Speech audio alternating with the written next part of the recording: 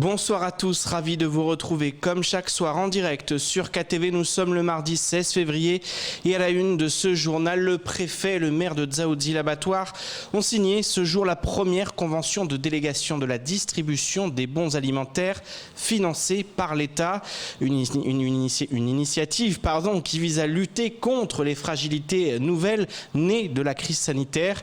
Mais comme lors du premier confinement, cette aide suscite des polémiques et relance l'éternel débat sur la gestion de l'immigration clandestine à Mayotte. Ivan Rakotovao.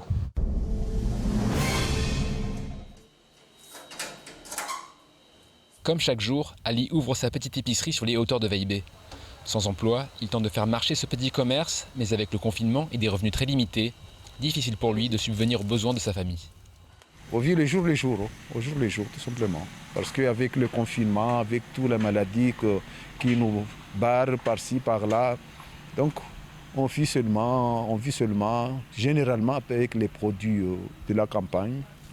L'an dernier, Ali avait pu bénéficier des bons alimentaires distribués par la Croix-Rouge dans le cadre du premier confinement. Aujourd'hui, lui, comme beaucoup d'autres personnes, sont en attente de nouvelles distributions annoncées par le préfet. Mais celles-ci tardent à venir. En cause, des négociations qui patinent entre la préfecture et les municipalités. Principaux points d'achoppement, les associations sur lesquelles s'appuyer et les populations ciblées par la distribution. La préfecture nous impose des associations agréées. Aujourd'hui, la demande des élus était d'inclure les associations locales. Cette demande a été entendue plus ou moins.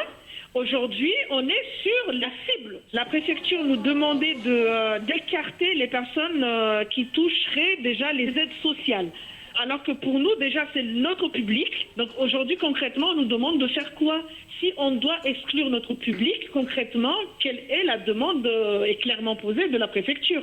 Du côté du préfet, justement, autre son de cloche. Pour lui, le consensus est fait. L'État, à travers le préfet, signe des conventions avec tous les maires qui le souhaitent.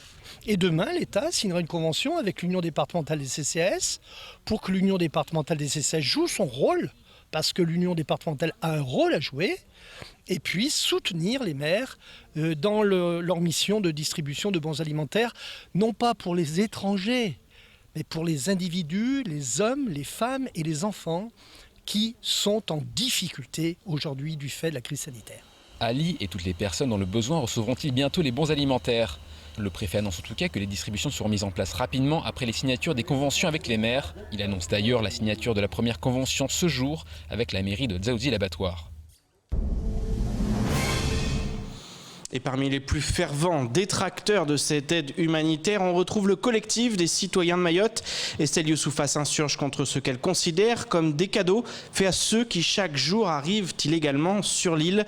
La présidente du collectif dénonce une politique mortifère pour Mayotte qui est aujourd'hui noyée sous l'immigration.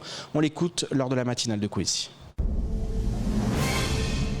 Pourquoi est-ce que les Comoriens changeraient d'avis et décideraient de mettre fin à la colonisation? Pour le moment, ils sont récompensés par Paris.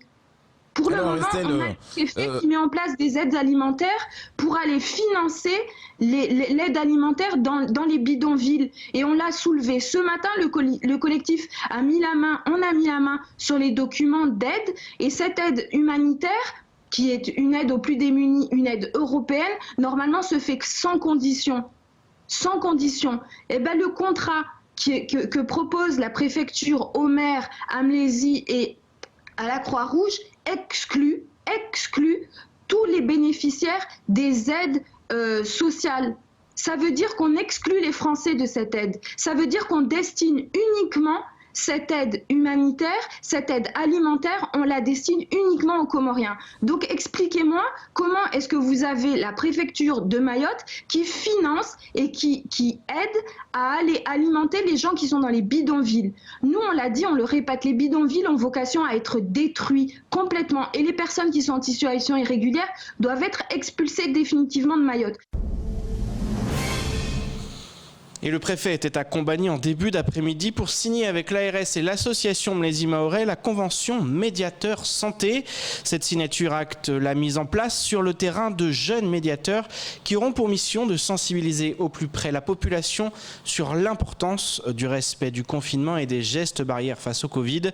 Une autre manière de convaincre la population des risques liés au virus. Jaïdi Maolida a pu assister sur place à la signature. Reportage. Réunis aujourd'hui à l'école de la Deuxième Chance, plusieurs acteurs locaux ont signé une convention pour la mise en place d'un dispositif qui aura pour objectif d'accentuer la lutte contre le coronavirus sur le territoire. Financé par la préfecture et l'ARS, c'est l'association Mlési Mahorais qui se chargera de sa coordination. Nous appelons ça le dispositif médiation sanitaire. Ce dispositif a comme objectif d'aller auprès des populations pour leur expliquer déjà ce variant. Sa contamination rapide, comment elle est, donc de les former à respecter les mesures barrières, à respecter le confinement, à respecter surtout les sorties, ne pas sortir lorsqu'on n'en a pas besoin, de porter toujours le masque. Exactement ce que nous faisons, ce qui se dit aux télé, radio, mais que pour nous, on voit que ce n'est pas respecté, donc c'est d'aller encore au plus près. 150 médiateurs en service civique seront formés et envoyés sur le terrain par l'association Mlési Mahorais. Jean-François Colombet se félicite de la mise en place de ce dispositif au regard de la gravité de la situation sur l'île. Si un prolongement du confinement n'est pas encore à l'étude, il insiste, la population doit se montrer responsable. Ce qui est certain aujourd'hui, c'est que l'hôpital souffre énormément. Les personnels du service de réanimation souffrent énormément. C'est qu'il y a une pression sur notre système sanitaire qui est lourde, qui est pesante, difficile, que notre dispositif sanitaire est en danger. Et donc il faut que chaque citoyen redouble de conscience et adopte les bons gestes et se confine chez soi. Et c'est la raison pour laquelle nous envoyons nos médiateurs sanitaires à leur contact pour tenter de les convaincre.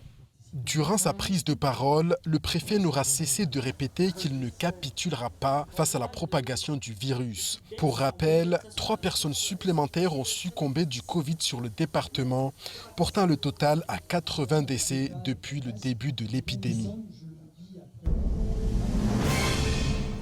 Et santé toujours à l'instar du Covid-19, le meilleur moyen de lutter contre le VIH reste le dépistage. Si aucune campagne massive n'est mise en place, l'association Narik Msada tente de convaincre le plus grand nombre de se faire dépister. En effet, les progrès de la recherche sont réels et permettent de ne plus transmettre le virus à ses partenaires. Je vous propose d'écouter le directeur de l'association au micro de Léonard Audier. L'un des meilleurs moyens de se protéger reste encore le dépistage, puisqu'en se faisant dépister, si on devait être positif, il y a une prise en charge, il y a une excellente prise en charge médicale qui est assurée par le CHM. Et faut-il le rappeler, un séropositif qui est sous traitement n'est plus contaminant. C'est-à-dire que vous pouvez avoir une vie normale, avoir des rapports sexuels non protégés et vous ne contaminerez pas l'autre. Vous pouvez faire des enfants et vous ne contaminerez pas l'autre. Donc le dépistage est très important pour permettre cette prise en charge médicale.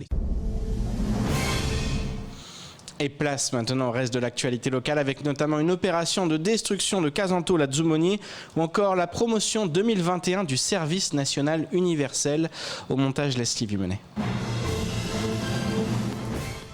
Hier matin, une opération de destruction de Casantol a eu lieu dans le quartier de Muhogoni à Dzumoni. Depuis des mois, les habitations informelles s'y étaient développées sans droit ni titre. Ce quartier est devenu source de problèmes, notamment de sécurité et de santé. Vols, échauffourées, agressions et autres caillassages des forces de l'ordre ont accéléré l'opération de décasage menée par la préfecture de Mayotte, le département et la commune. D'autant que le couvre-feu et le confinement n'ont rien changé à la situation, les forces de l'ordre étant toujours la cible des morceaux de parpaing sur les routes et chemins de Dzumoni. La démolition de Casantol apparaît donc comme l'une des réponses apportées par les pouvoirs publics, même si certains affirment que ces décasages ne font que déplacer le problème. Quoi qu'il en soit, d'autres opérations de ce genre sont prévues par la préfecture, notamment dans la commune de Bandrabois. Le conseil départemental répond au confinement en proposant des aides immédiates pour les entreprises. Un plan de continuité et de reprise des activités économiques a été établi. Il consiste en plusieurs mesures définies après une concertation entre l'État et le département. Parmi elles, certaines peuvent être sollicitées via la plateforme Covid-19 du conseil départemental. C'est le cas du soutien à l'économie sociale et solidaire, avec notamment une aide aux investissements productifs et à l'acquisition du kit hygiène et sécurité contre la Covid-19. Idem pour le remboursement de frais d'aménagement et de surcoût Covid pour le tourisme et le BTP, ainsi que de la dotation pour les entreprises du tourisme pour l'achat de kits hygiène. Les autres mesures sont disponibles auprès des partenaires du conseil départemental. On peut citer le soutien aux petits commerces pour la modernisation de leur local ou encore la distribution de chèques consommation utilisables dès la sortie du confinement dans les établissements touristiques de l'île. Une promotion 2021 du service national universel est ouverte et s'étalera jusqu'au 20 avril 2021. Il s'adresse à tous les jeunes Français âgés de 15 à 17 ans qui souhaitent se porter volontaires pour intégrer ce dispositif favorisant la cohésion nationale.